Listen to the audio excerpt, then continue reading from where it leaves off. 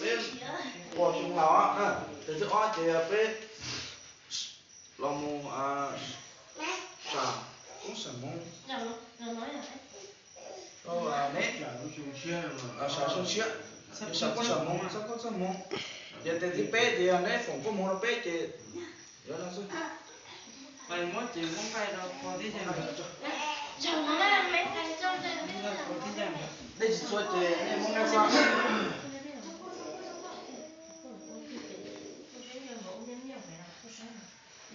Ai? Nó nghe. Nó. Có chút nó chơi đó. dạ Nó cua. Nó ít lần nó. mà Ít lần nó ít đây. dạ mẹ nhau nó chỉ xả là xả ra đây Có là cái cái đó. nó Muốn hai cái.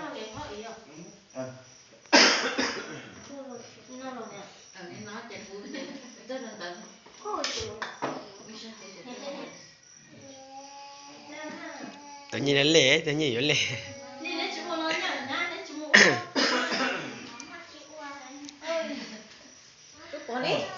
nhà thằng nha tụt thay nó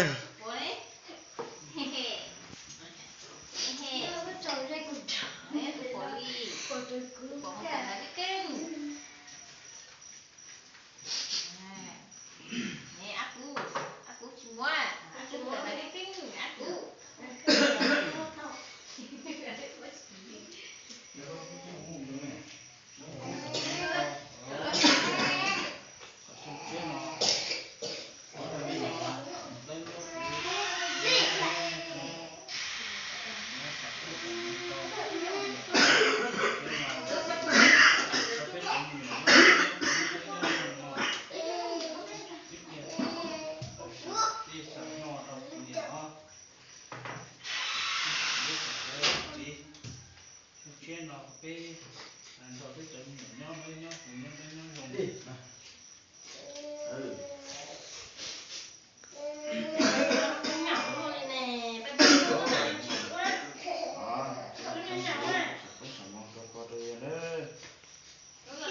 không cái này không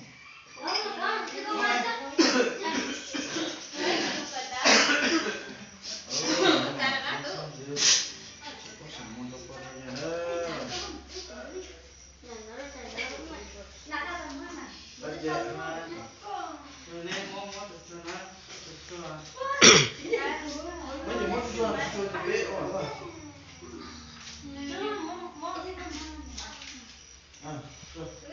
mấy giờ tao làm nó cũng muốn cái này gì